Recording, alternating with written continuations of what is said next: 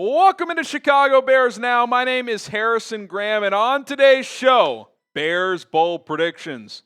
But they're not mine. They're producer Cullen Brown's. He came to me and said, hey, what do you think if I give my 5 Bears bold predictions and you react to them live on the show? I said, you know what? I like that idea. I'm going to do my bold predictions later on, either during training camp, for sure before week 1. I don't know when exactly, but today we're going to be reacting to Cullen's bold predictions. I'm hyped for this segment. I know you guys are hyped for some Bears football, and if you are, hit that like button on today's show.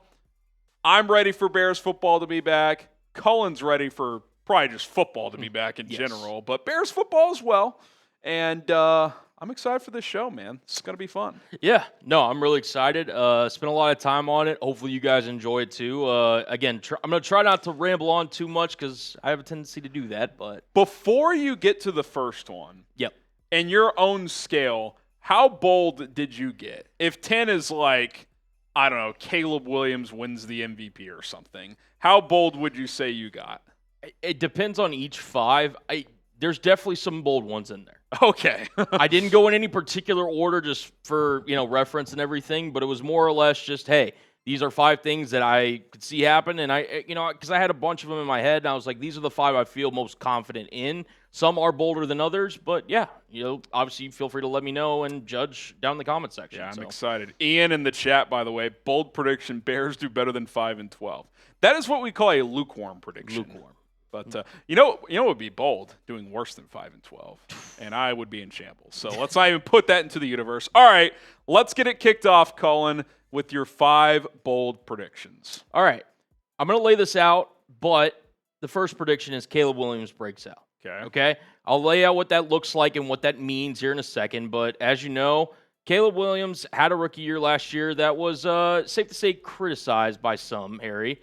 And look, we'll just throw this, graphic up on screen again because, again, some people thought it was all right. Again, was it Jaden Daniels? Was it even Bo Nix? No, but I thought it was a solid rookie year given the fact that of his, coaching up and downs and everything, the offensive line issues, all of it, right?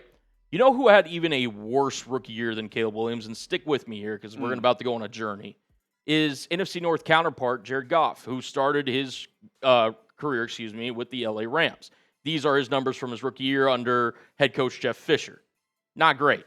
Under 55% completion, less touchdowns than interceptions. I mean, it's gross. Let's just play it plain and simple. It is not great looking. It was abysmal. It was. And to highlight it even more, so he went from Jeff Fisher and Rob Boris, who we'll talk about here in a second, to Sean McVay and FGB Matt LaFleur as his, kind of head coach / offense coordinator combo. And look at the improvements that Jared Goff made. Again, I doubled the pace, doubled the numbers, so it's a 14-game pace versus 2017 where he played 15 games. Sure. But notice the improvement. 54% completion to 62. 2,100 pace to 3,804. 10-14 touchdown interception ratio, 28-7. The quarterback rating almost 40 points higher. Oh, and by the way, Goff made a Pro Bowl in that 2017 season. And you got to be thinking, all right, how is this similar to Caleb and, how it relates to Caleb? Well, the Rams did in that offseason make some numerous additions to their offense.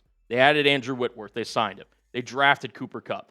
They signed Robert Woods. They drafted Gerald Everett. Bears fans remember good Gerald version Everett. of Gerald Everett. Yeah, exactly. Still unsigned, by the way. Exactly, and for good reason. And they also signed John Sullivan, who was their center, I believe, that year and then the year after, so starting caliber center.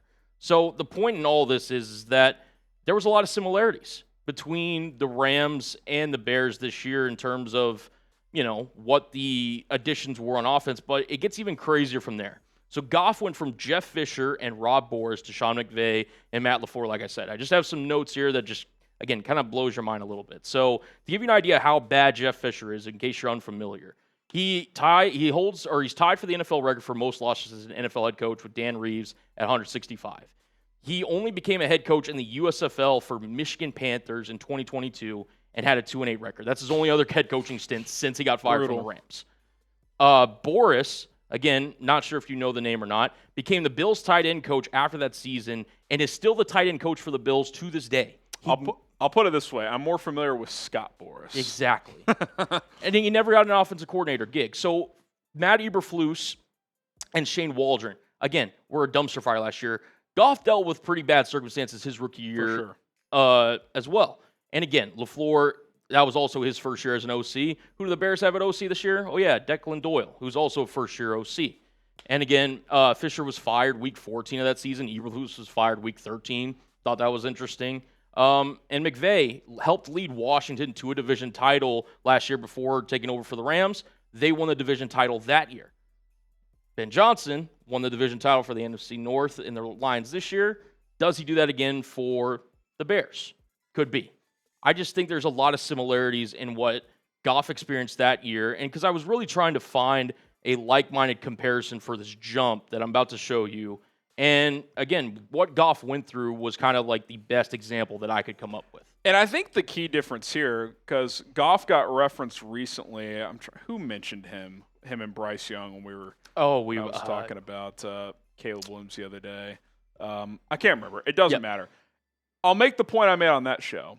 Because while there's certainly good points, like you just made a lot of good points, but the difference is Caleb is starting from a significantly better floor than what those – like, Goff was horrendous. You guys just saw the numbers, and I remember watching. I was like, God, he can't complete a pass. Bryce Young was horrendous, and Caleb was not horrendous. He was certainly bad at moments, but like – John Costco of PFF, by the way. Yeah, John – how could I forget? Of course, John Costco. Right. The point I'm making is if last year's as bad as it's going to be, you're already starting at least at an okay floor compared to where these guys started. Absolutely. And again, as a prospect, it was almost 10 years ago. I like where Caleb started as a prospect more than Jared Goff, but they were both number one picks. Again, dealt with tumultuous first years. Got, at least in theory, we hope with Ben Johnson, better second-year coaches. Caleb's got more tools, no question. No question. So we get into these final quotes, and then I'm going to give my full predictions. Caleb spoke on the Bears' quarterback history, and I think he really hit the nail on the head. Just like Ben spoke about, obviously the past years, everyone knows it's a fact. Quarterback play, there hasn't been a 4,000-yard passer. There's all these different things that came up. To have those thoughts, I think, is fair. But I came here on a visit, and like Ben said, it's a challenge to come in here and turn it around. And that was the main goal throughout all of what was going on and what happened. That was enticing. I wanted to come in here and be the guy and be a part and be a reason of why the Chicago Bears turned this thing around. And I think him saying that just kind of acknowledges, like, hey, the Bears haven't had a quarterback that has put up, 4,000 yards, 30 touchdowns, whatever the case may be. I'm here to do that. He's acknowledging it. Ben knows it. And so I decided to give my kind of stat projections for Caleb Williams this upcoming season. 66% completion percentage. I do think he's going to hit 4,000 yards. I also think he's going to get 30 touchdowns with an increased number of interceptions because I think Ben Johnson's going to encourage that. Take more chances, yeah. Quarterback rating of 96.7 and rushing yards of 315.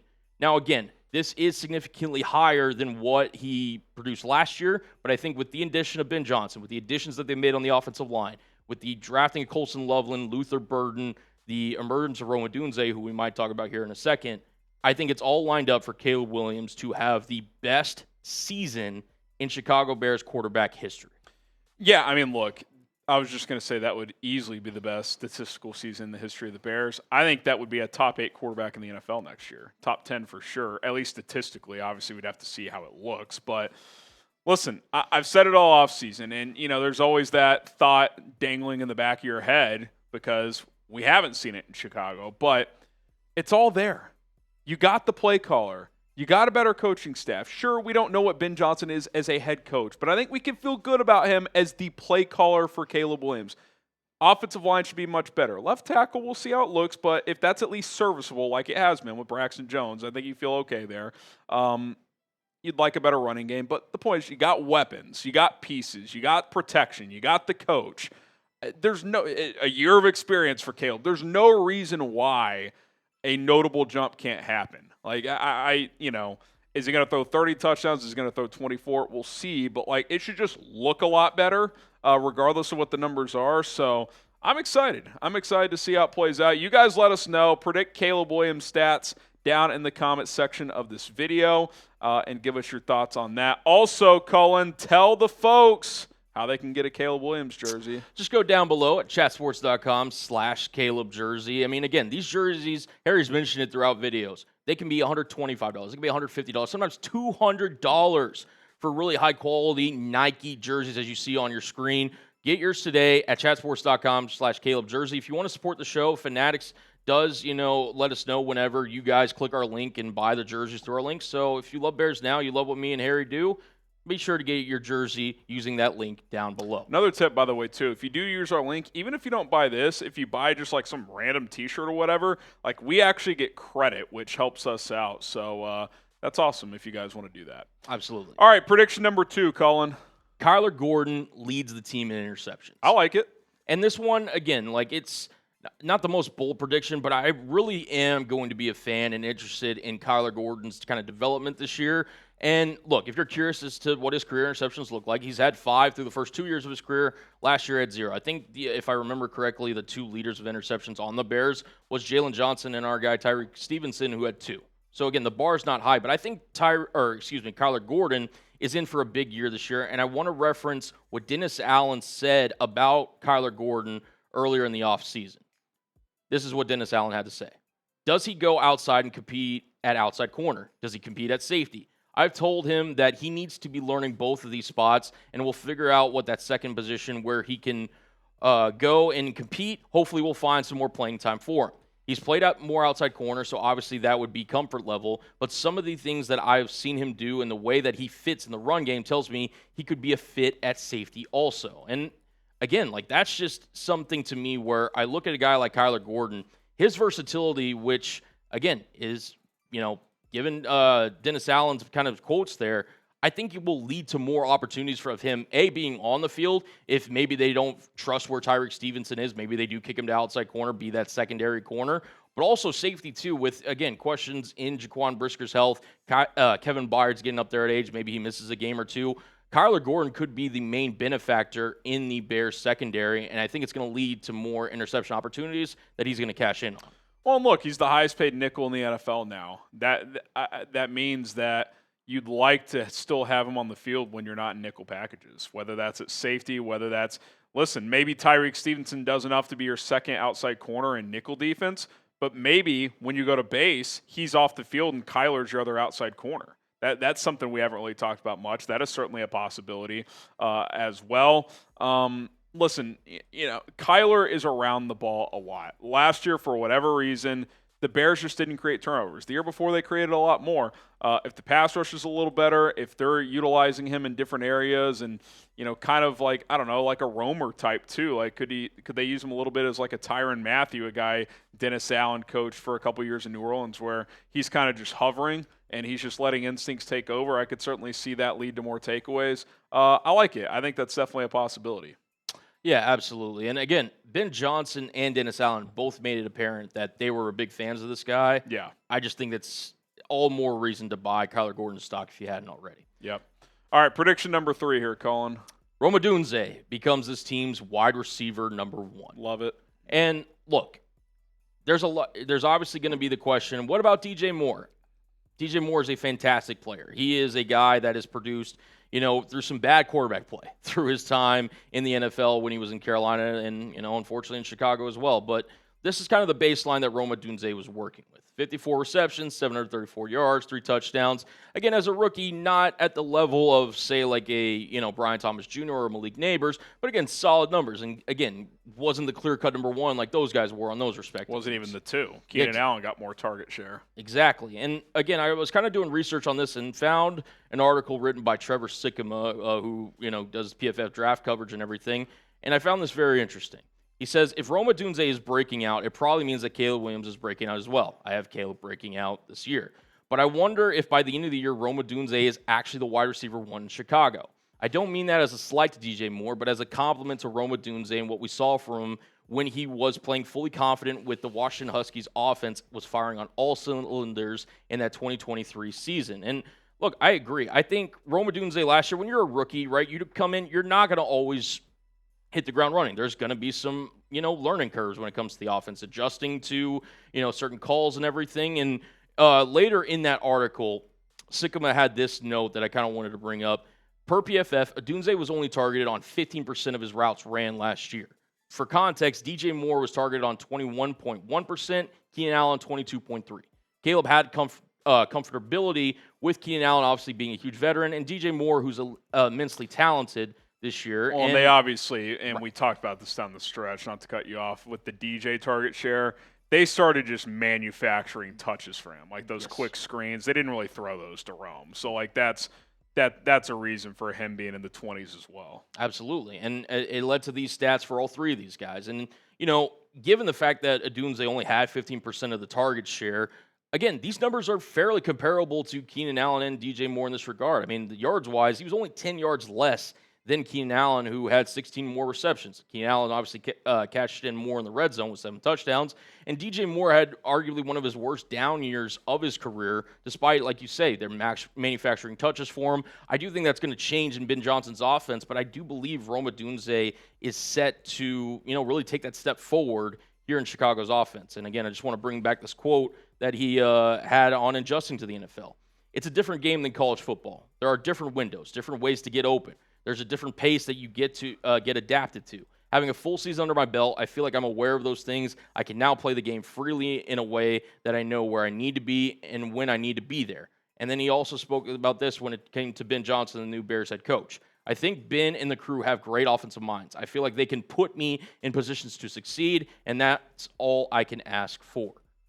And look, I think that's true. I was a big believer in Rome Odunze's talent when he was coming out of that draft. Obviously, Marvin Harrison Jr., Malik Neighbors, Brian Thomas, that whole class. I really liked Rome Odunze. I watched a lot of Washington Huskies football. And one other note, just quickly, before we get to his stat projections, he had 5 drops last year. That was his most drops that he's had in a season since his sophomore year at Washington. I don't think that's going to repeat this year. Yeah, we've talked about it with Rome too, especially early in the year last year. And we can flash your projections here. 82 for 1163, 8 touchdowns, which I think would be a great step forward. That's about 400-yard increase, obviously reception increase as well. But, you know, there were moments, especially early on, it's like him and Caleb just aren't on the same page. It's right. Like you're rookie to rookie. That's just going to happen. But I think people do forget, because there seems to be this narrative that I've seen, not really among Bears fans, but nationally, about, like, you know, Rome Odunze, not a good pick for a top 10, did not have a rookie year. It's like he actually had a above average rookie year for a rookie wide receiver as the 3rd receiver in a bad offense. And then also, people are quick to forget too, this guy, his senior year, I liked Marv better, I liked Neighbors better. I will say that. He was probably the best receiver in the country, though, in terms of how productive he was. 1,640 yards and 13 touchdowns on 92 catches. Like, the guy was unreal. So I'm with you. I think he's the best pure receiver on this team. I think DJ is better with the ball in his hands, and I still think they will manufacture some touches with him. I just hope. It felt like the last month of the year, all his touches were manufactured last year. It's like he could still run some routes, guys. Like, this isn't Tavon Austin. But, I think Rome, there's a world where it's like, wow, this guy's running the full route tree. Him and Caleb are clicking. So it's exciting to think about. His top 10 pick, like, they need him to be productive. Absolutely. And I mean, to further back up on your point, I mean, when he was at Washington, he was playing with 2 other receivers and NFL receivers, and Jalen Polk and McMillan over there in Tampa Bay. So I really do think Rome Odunze is destined to kind of take this step forward. Ultimately, it'll be up to Ben Johnson and how he views Rome Odunze.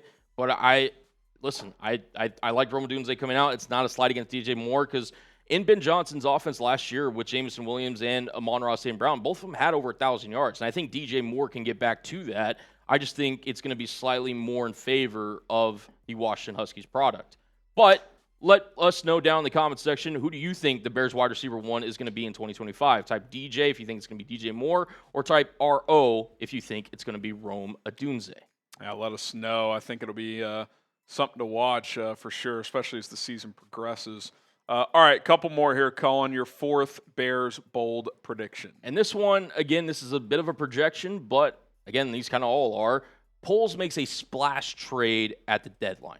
We're going to get into how I think the Bears are going to start here in a second, but look, Ryan Poles has made notable moves since becoming the general manager of the Chicago Bears. Here are some of them. Khalil Mack, he obviously traded to the LA Chargers after Mack was a Chicago Bear. He obviously the infamous number 1 pick trade to Carolina that ultimately landed them. Caleb Williams, among many other players.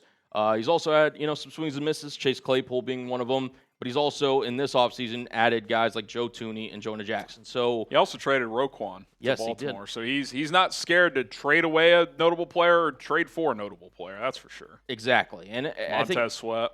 Exactly. I mean, and there's multiple moves this guy's made. But like you said, he's proven that he's willing to be aggressive if he, values a move and values it in making this roster better. So I want to just pull up the Bears' just kind of first half. I think it's about like the first 7 games because they start with a bye here in to start off the season in Week 5. They play the Vikings, they play the Lions. You got the Cowboys, Raiders, Commanders, Saints, and Ravens. I'm going to say it right now, and this is kind of a cheap, 6 little prediction here. I think the Bears start off 5-2. Okay. So I think they win their games against the Cowboys, the Raiders, and the Saints. I think those are all winnable games you should win. I think they're just the better team. That all that means is that you have to go 2-2 in that stretch to get 5-2, and I think they can split their divisional games between the Vikings and the Lions. I think the Ravens game in Week 8 is going to be extremely tough, but that Week 6 game against the Commanders, it won't be an easy one. I think Caleb and this Bears team are going to be looking for revenge from that Hail Mary debacle. Coming off of the bye, that helps too. It's one of those schedule quirks that's in your favor, even though you're on the road. So. Yeah, I mean, to your point, if you can beat Dallas, Vegas, and New Orleans, you split the other 4. You're 5-2 at the midway point. I mean, you're in a good position there. And they play in Cincinnati Week 9. I believe the trade deadline is after that game. So, if you're 5-2, 5-3 after that 8 games, if you feel like you're a piece away from not just being like a wild card team, but maybe a team that can make a push, then that's when you make a trade. That's the whole point of this. Absolutely. And then you got to ask, well, if you're going to make a trade, who are you potentially going to trade for?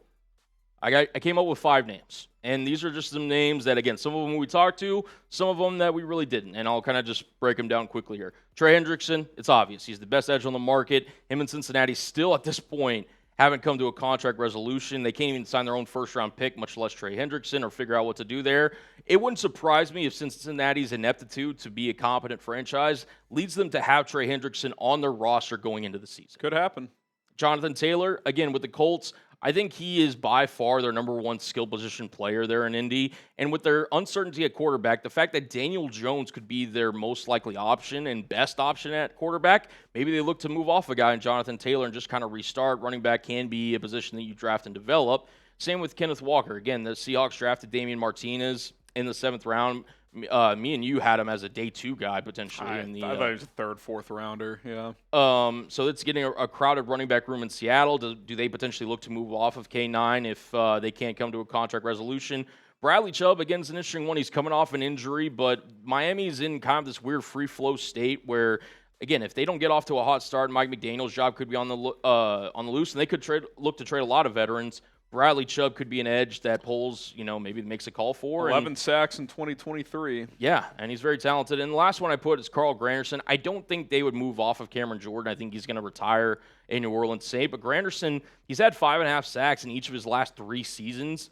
And I think including 8.5, I believe, back in 2023. Yep. He's a guy that, again, if you just want to solidify your edge room, he may not be the sexiest name on this list, but a guy that can definitely bolster this defensive line group with Montez Sweat, with Dio Adengbo, Javon Dexter, et cetera. So clearly, Dennis Allen familiarity too. So yeah, I mean, I think that makes sense. Look, if they don't, I think fairly strongly, if they don't add to running back or edge before the season, and this is a competitive team, but one or both of those positions is lacking, I do think they'll make a move at the deadline because I don't think they're in the business of just playing the long game anymore. It's like, this year for this GM. It's like, make the playoffs, man. If a move like this helps you, A, get into the playoffs, or B, be a real contender, then it's time. Like, you're not necessarily all in on just this year, but like,